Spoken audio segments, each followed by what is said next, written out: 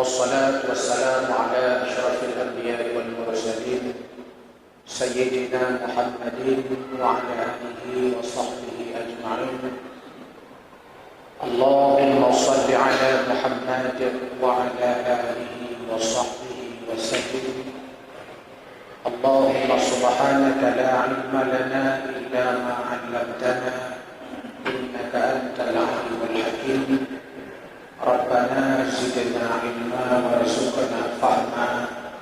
رب اشرح لي صدري ويسر لي أمري واحلل عقدة من لساني يفقهوا قولي برحمتك يا أرحم الراحمين. Hadirin wal hadirat, guru-guru kami jamaah salat maghrib yang dimuliakan Allah Subhanahu wa taala. Puji syukur kita persembahkan kepada Allah Azza wa Jalla, kudrah dan iradahnya membuat kita tergerak hati, terbuka jiwa untuk hadir di masjid yang mulia ini. Teriring salawat dan salam kita persembahkan kepada junjungan alam dan besar Muhammad sallallahu alaihi wasallam. Hadirin wal hadirat yang berbahagia, untuk mengisi kegiatan kita malam ini, di depan saya ini ada satu kitab menarik untuk kita kaji, meskipun hanya cuplikan-cuplikannya, yakni Al-Ma'u wal Hayatu Bainal Ilmi wal Quran, air dan kehidupan dalam perspektif sains dan Al-Quran. Ini menjadi menarik dan relevan karena hari ini di antara nikmat yang sering kita lupakan adalah air. Kita menganggap air itu selalu ada, sehingga kadang-kadang kita luput untuk mensyukuri nikmat air. Padahal dalam Al-Quran, air itu disebut dengan ma'un dalam bentuk nakirah atau al-ma'u dalam bentuk ma'rifah. Jumlahnya kalau kita hitung dalam Al-Quran, kata ma'un atau al-ma'u itu sebanyak tidak kurang dari 60 kali disebut dalam Al-Quran.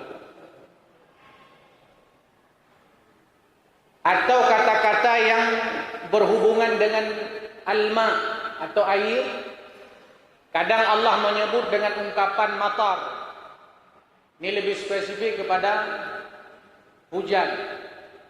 Kemudian disebut air juga dalam Al-Quran dengan bentuk anhar, diartikan dengan air yang mengalir. Disebut dengan uyun, air mata air yang bila dilihat menyenangkan hati. Kalau kita hitung jumlah terma atau istilah-istilah air dalam Al-Quran, itu tidak kurang dari 200 kali diulang-ulang oleh Allah Subhanahu wa taala. Ketika Allah sudah mengulang-ulang suatu kata, ketika Allah sudah mengulang-ulang suatu kalimat dalam Al-Quran, itu menunjukkan pentingnya perhatian kita terhadap kata-kata tersebut yang sedang dibahas. Kalau aspeknya air, al-ma' 60 kali tidak kurang, atau kata-kata yang berhubungan dengan air nyaris 200 lebih, hingga ada yang mengatakan 214 kali diulang dalam Al-Quran. Maka pentingnya air. Bahkan kalau kita lihat ayat-ayat Al-Quran dalam aspek ilmu pengetahuan alam, Allah lebih banyak menyebutnya. Contoh misalkan terkait dengan fauna binatang. Lihat buku geografi anak-anak kita di sekolah. Lihat nama-nama hewan yang disebut dalam Al-Quran. Berapa persen hewan-hewan yang ada dalam Al-Quran yang termasuk di dalam kajian-kajian geografi anak kita hari ini. Kadang ada hewan-hewan yang tidak masuk. Maka pentingnya Pelajaran-pelajaran itu berbasis Qur'ani, termasuk kajian fauna flora, termasuk kajian kealaman, termasuk air ini. Ketika umat Islam luput daripada memikirkan tentang alam semesta dalam Al-Quran, inilah sebab dan penyebab umat Islam mundur dibandingkan dengan bangsa-bangsa lain. Bangsa Eropah, Yahudi, Nasrani, mereka lebih berkembang karena lebih fokus. Mereka juga mengkaji kaitannya dengan alam semesta ciptaan Allah Subhanahu wa taala. Maka dimulailah al-ma'u hayatul ard biz-zar'i wath-thamari. Bahwa air itu, kata pengarang penulis buku ini, air itu merupakan sumber kehidupan di muka bumi. Sayur-sayuran butuh air, buah-buahan butuh air, bahkan al-hayawan wal insan, hewan-hewan manusia juga butuh air. Begitu urgensinya air, begitu besar pentingnya air itu. Semua makhluk hidup butuh air itu. Bahkan kalau kita baca penelitian, 70% bumi ini dihuni oleh air, diisi oleh air. 60-70% badan kita ini berisi air. Manusia bisa tahan lapar berminggu-minggu, tapi dia katanya maksimal hanya 4 hari bisa tahan tidak minum. Kita maksimal hanya sekitar 4 hari tahan tidak minum. Tapi kalau tidak makan, apalagi nggak makan nasi, itu bisa bertahun-tahun. Bisa kita tahan. Begitu pentingnya air bagi manusia. Maka dalam Al-Quran banyak sekali ayat-ayat dalam Al-Quran yang bicara tentang air, Bapak Ibu sekalian. Di antaranya dalam surah Al-Anbiya ayat 30. Kata Allah, awalam yaral ladzina kafaru annas samawati wal arda kanata ratqan fafataqnahuma waja'alna minal ma'i kulla syai'in hayyin afala yu'minun. Allah bertanya, apakah orang-orang kafir itu tidak melihat? Apakah orang-orang kafir itu tidak memperhatikan bahwa annas samawati wal ard, bahwa langit dan bumi itu dulunya, kata Allah, kanata ratqan, menyatu. Fafataqnahuma, lalu Allah pisahkan keduanya. Langit dan bumi dulunya menyatu. Ketika ada seorang sahabat bertanya kepada Ibnu Umar tentang kanata ratqan fafataqnahuma, apa yang dimaksud dengan kalimat ini? Kata Ibnu Umar, tanyakan saja kepada Ibnu Abbas, beliau lebih paham biasa. Pergi sahabat ini tanya kepada Ibnu Abbas, apa maksud dari kanata ratqan fafataqnahuma? Kata Ibnu Abbas, dulu bumi ini dengan langit menyatu. Yang memisahkan mereka, yang memisahkan langit dengan bumi, kata Ibnu Abbas, Allah turunkan hujan. Yang memisahkan bumi dengan langit, Allah tumbuhkan pohon-pohonan. Itu yang membuat terpisah. Maka ratqan itu diartikan dengan keras. Jadi bumi ini dulunya tandus sebelum ada hujan. Maka Allah turunkan hujan, lalu di sana tumbuh pohon-pohonan, fauna flora di muka bumi, maka terpisahlah antara langit dan bumi. Artinya yang memisahkan langit dengan bumi sebenarnya air, yakni hujan. Allah berikan kesuburan-kesuburan. Sampai lanjutan ayat Allah mengatakan, waja'alna minal ma'i kulla syai'in hayyin. Dan kami, kata Allah, telah menjadikan segala sesuatu yang hidup itu dari air. Berarti alam ini diciptakan salah satu unsurnya air, makhluk hidup diciptakan salah satu unsurnya air. Dan ini digambarkan dalam Al-Quran. وَجَعَلْنَا مِنَ الْمَاءِ كُلَّ شَيْءٍ حَيٍّ.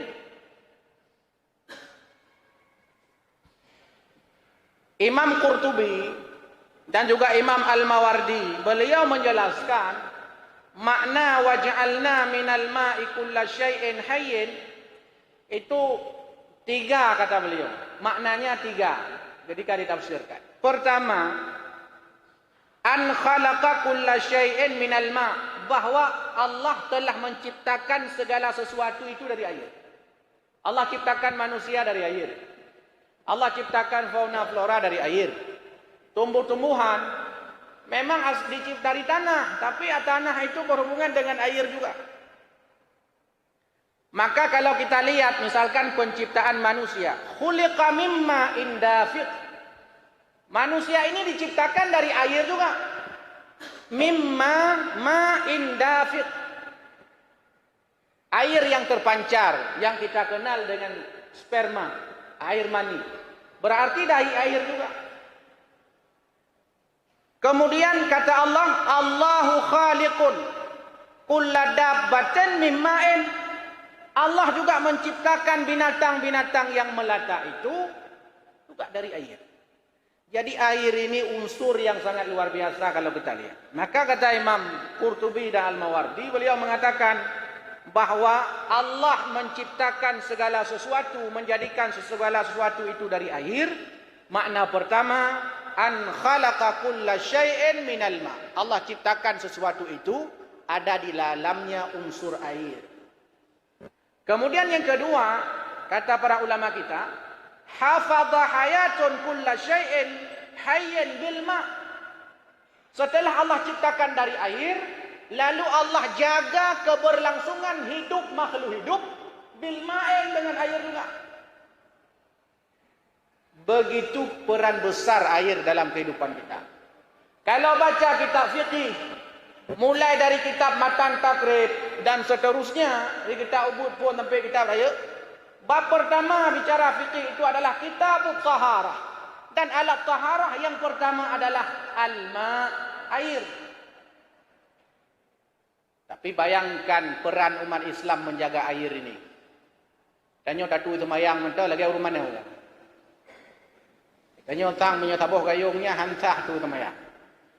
Begitu kita tidak pernah menjaga keberlangsungan air itu, maka terjadilah namanya krisis air. Katanya di bumi ini semakin nanti tahun 2040 akan mengalami krisis air secara besar-besaran. Hari ini aja di Aceh saja itu ada daerah-daerah yang nggak ada air, yang sulit mendapatkan air. Jadi peran kita ini menjadi penting. Maka Allah jaga keberlangsungan hidup makhluk hidup itu bil ma'in, dengan air. Kemudian yang ketiga, wa ja'alna mim ma'is sulbi kulla syai'in hayyin. Dan Allah telah menjadikan segala sesuatu itu adalah min ma'is sulbi, dari sperma, dari saripati, dari air. Ayam begitu, hewan begitu, kita manusia juga begitu. Maka Allah berkali-kali mengingatkan kita tentang air. Suatu ketika seorang sahabat berkata kepada Nabi, "Ya Rasul, idza ra'aituka qarrat 'aini wa tabat nafsi." Ya Rasul, saya ini ketika memandang engkau ya Rasul, tenang hati saya ini, sejuk melihatmu. Kenapa ya Rasul? Fa akhbirni an kulli syai'in, ceritakan kepadaku tentang asal mula segala sesuatu. Ya Rasul, kenapa saat ku memandangmu itu begitu sejuk, begitu tenang, begitu membahagiakan, begitu mengembirakan? Sebenarnya segala sesuatu itu diciptakan dari apa? Dijawab oleh Nabi, kullu syai'in khuliqa min ma'in. Setiap sesuatu itu diciptakan oleh Allah dari air.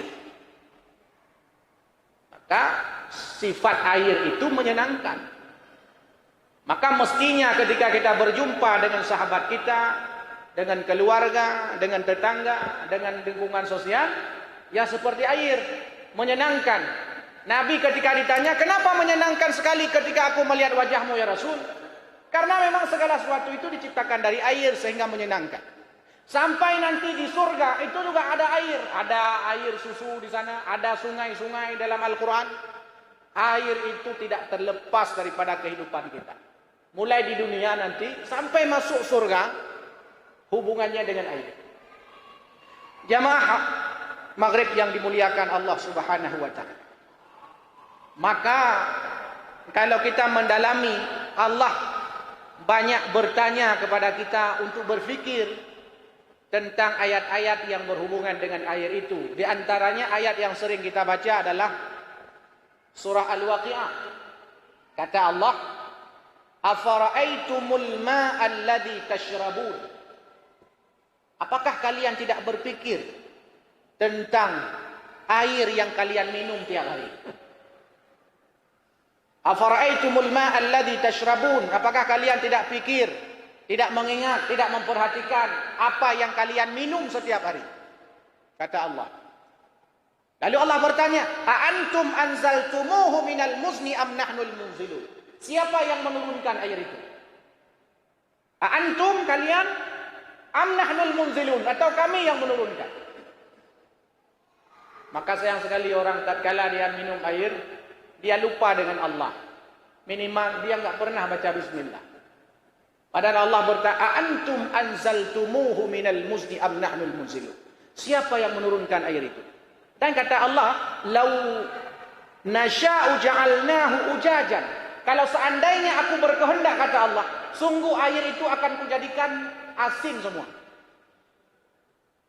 Falaula tashkurun, tapi kenapa kalian tidak bersyukur? Kalau Allah berkehendak, sungguh seluruh air yang ada di muka bumi ini asin semua.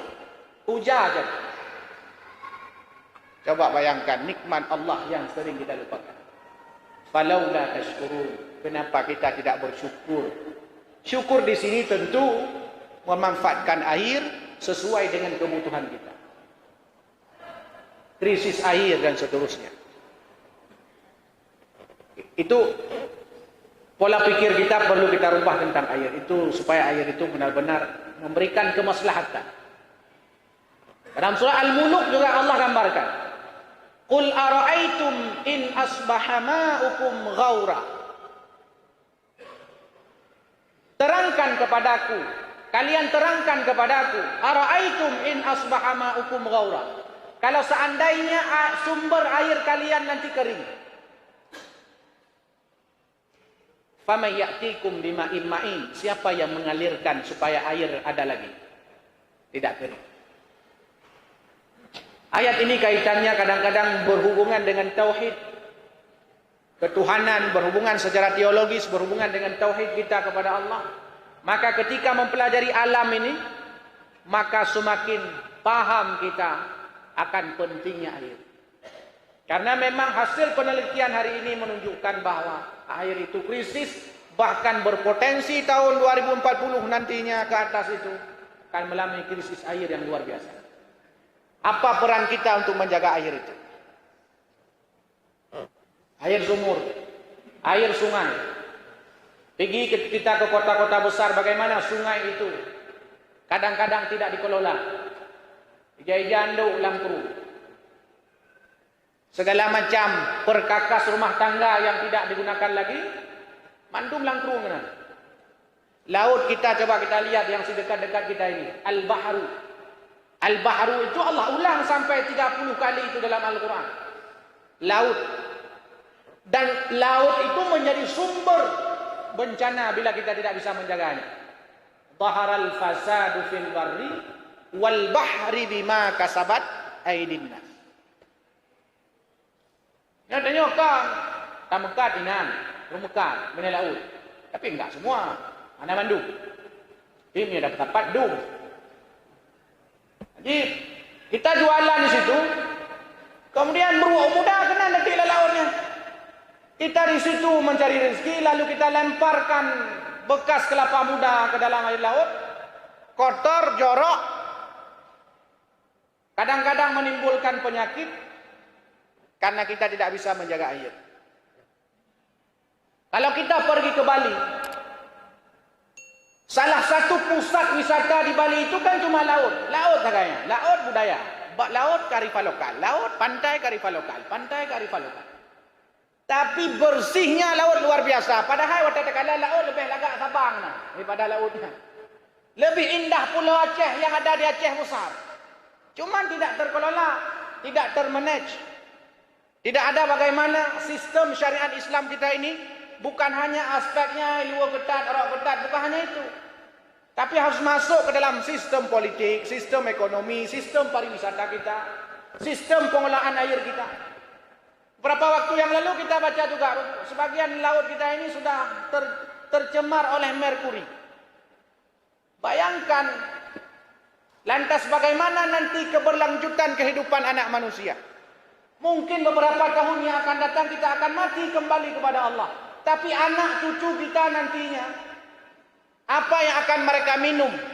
Apa yang mereka yang akan makan? Bagaimana mereka nanti mandi laut seenak yang kita mandi hari ini? Apakah nanti mereka akan memperolehnya? Itu menjadi tanda tanya besar. Bukankah hari ini kita makan durian karena kebaikan daripada nenek orang tua kita dulu yang nanam pohon durian, sehingga kita bisa menikmati durian. Tugas kita hari ini bukan hanya menikmati durian, tapi juga bagaimana mempersiapkan durian itu agar durian bisa dinikmati oleh anak cucu kita nantinya yang hidup setelah kita. Dan ini Bapak Ibu hadirin yang dimuliakan Allah yang perlu kita ketahui bersama. Maka waja'alna minal ma' kulla syai'in hayyin afala yu'minun. Segala sesuatu kami ciptakan dari air, afala yu'minun. Lantas kata Allah, kenapa kalian tidak beriman? Pertanyaan Allah kepada orang-orang kafir. Kenapa kalian enggan beriman kepada Allah? Kenapa kita tidak patuh kepada Allah? Tiap hari kita minum. Berapa hari kita meninggalkan ibadah kepada Allah? Tiap saat kita minum. Bahkan kata dokter harus banyak minum air putih.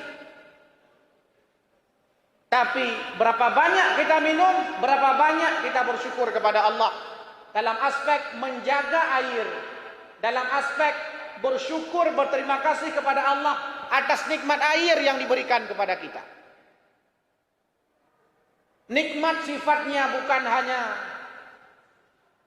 materi, bukan hanya pangkat jabatan, tapi air ini yang sering dilupakan oleh kita manusia.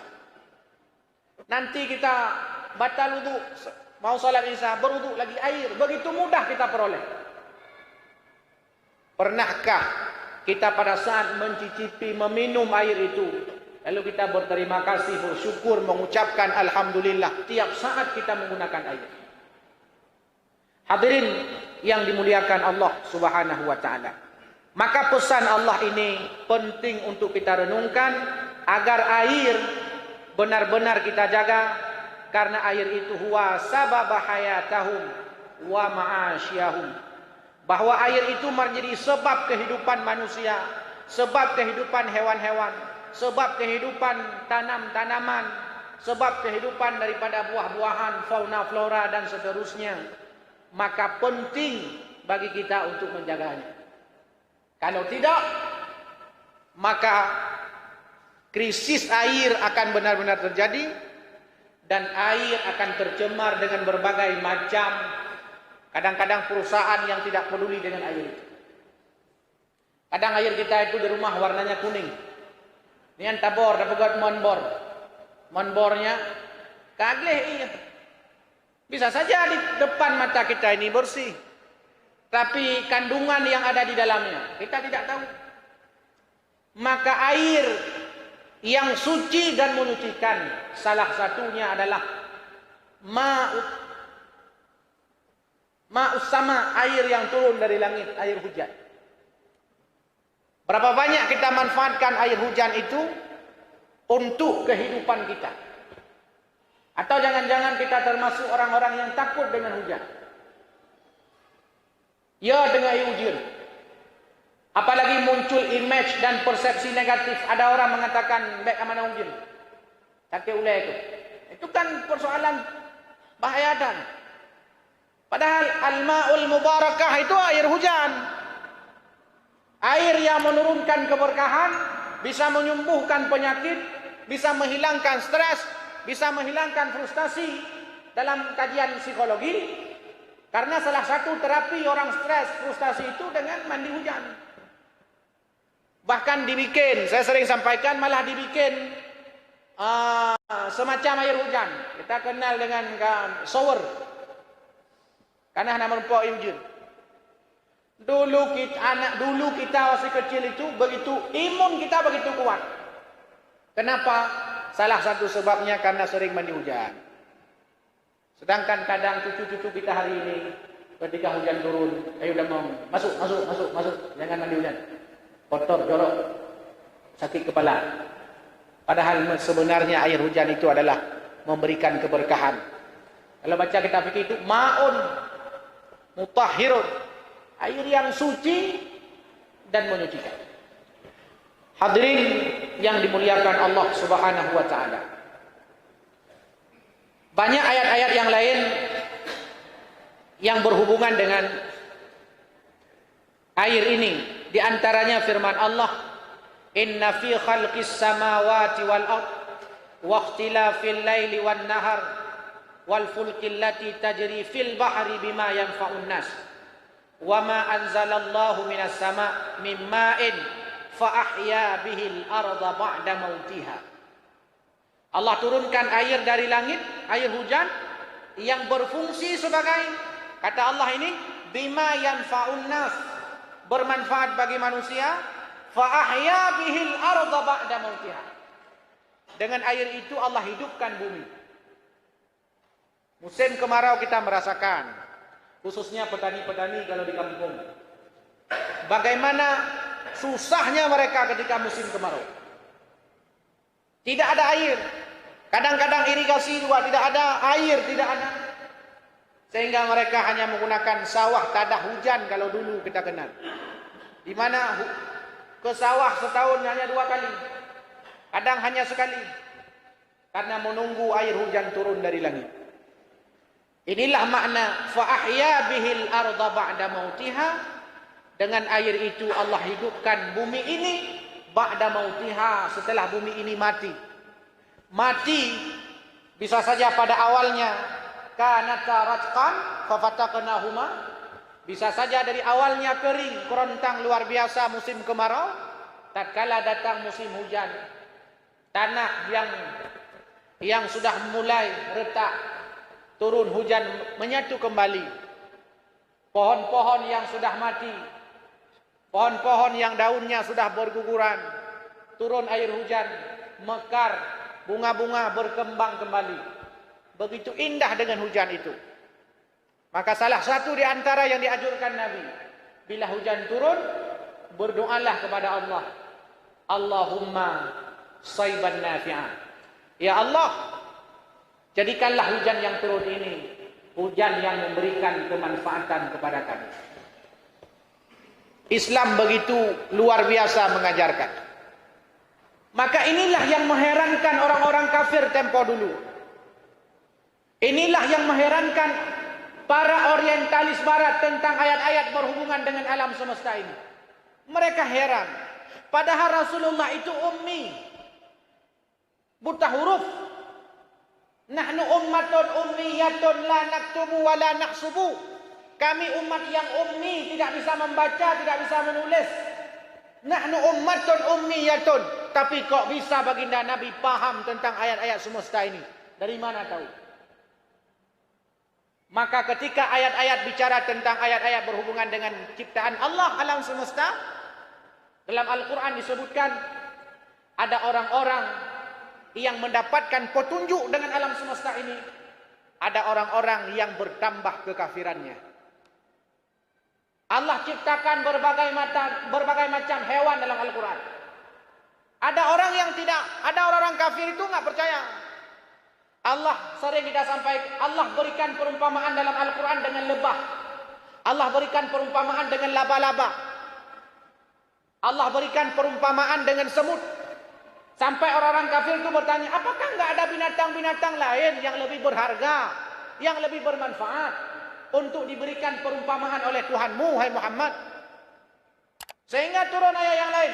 Innallaha la yastahi ay yadriba mathalan ma ba'udatan fama fawqaha. Lalu untuk menjawab tantangan orang kafir itu, dijawab turun ayat, Allah tidak segan-segan memberi perumpamaan dengan seekor nyamuk.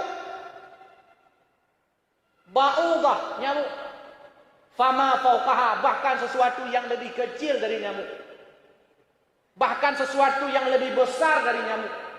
Allah bisa memberikan perumpamaan-perumpamaan seperti itu. Banyak orang masuk Islam gara-gara membaca ayat-ayat seperti ini. Kalau seandainya umat Islam juga fokus ayat-ayat yang berhubungan dengan alam semesta ini, maka Islam ini tidak akan mundur, tidak akan kalah. Kalau ini persoalan. Di Indonesia ini kan 87% umat Islam. Apa yang sebenarnya dipegang, dikuasai oleh umat Islam? Tanah saja itu 70% milik asing. Tanah di Jakarta itu 89% milik asing. Air juga sudah dikuasai. Untungnya ini kuat. Tapi kalau aqua, padahal kalau kita baca undang-undang tanah, air itu dikuasai oleh negara. Mestinya kita enggak boleh, enggak ada istilah beli air. Kok beli air? Tapi kadang-kadang air ini dikuasai oleh kadang-kadang orang-orang di luar bangsa kita ini, orang asing, sehingga kita mesti beli. Ijo iya lang gunung danyo. Ikreh no tempat danyo. Ibu lang pelu aqua, pelu ko danyo. Pahay por iya nya danyo. Pemilih air itu kita. Bangsa hari ini, bangsa Indonesia. Tapi air itu menjadi harus kita jual. Padahal semua orang mau kaya mau miskin harus dapat air. Ini kalau seandainya air dijual, tidak dikuasai oleh negara, maka bayangkan orang-orang miskin itu nanti kebutuhan air sangat luar biasa. Mereka beli pakai apa air itu? Mereka mau beli pakai apa air? Sedangkan mereka tidak ekonomi lemah. Nah, ini menjadi tantangan kita, Bapak Ibu hadirin wal hadirat yang dimuliakan Allah Subhanahu wa taala. Sebab itu kesempatan ini saya ingin mengajak diri pribadi dan kepada seluruh jamaah sekalian bahwa kita mesti menyadari bahwa air itu sumber kehidupan makhluk hidup. Dia tidak boleh dicemari. Dia mesti dijaga. Dia mesti dikelola. Mulailah hari ini kita tidak buang sampah sembarangan. Kita masukkan sampah itu ke dalam air yang bisa merusak air sehingga terjadinya krisis air. Jangan sampai sampah kita buang ke laut. Jangan sampai perusahaan-perusahaan itu berdiri di sekitar laut bila ia tidak mampu menjaga alam ekosistem air ini. Jangan sampai gara-gara perusahaan rusak ekosistem air di sekitarnya, yang menyebabkan sebenarnya air itu bisa dinikmati oleh seluruh makhluk hidup, bukan hanya manusia. Al-hayawan di sini, al-insan, sayur-sayuran, fauna, flora, tumbuh-tumbuhan, mestinya mereka juga menikmati. Jangan sampai kita menampakkan keserakahan kita terhadap air, lalu seakan-akan air itu milik kita, lalu air itu kita gunakan seenaknya kita. Padahal ada makhluk-makhluk Allah yang lain yang juga memanfaatkan air. Sebab itu hadirin yang dimuliakan Allah, yang terakhir yang perlu kita ingat dan silakan nanti dikaji kembali surah Al-Anbiya ayat 30. Awalam yaral ladzina kafaru annas samawati wal ard kanata ratqan fafataqnahuma waja'alna minal ma'i kulla syai'in hayyin afala yu'minun. Berapa banyak air yang kita gunakan dan berapa banyak sudah syukur kita kepada Allah Subhanahu wa taala sebagai introspeksi kita malam ini. Amin ya rabbal alamin. Subhanakallahumma wa bihamdik, asyhadu an la ilaha illa anta, astaghfiruka wa atubu ilaik. Assalamualaikum warahmatullahi wabarakatuh.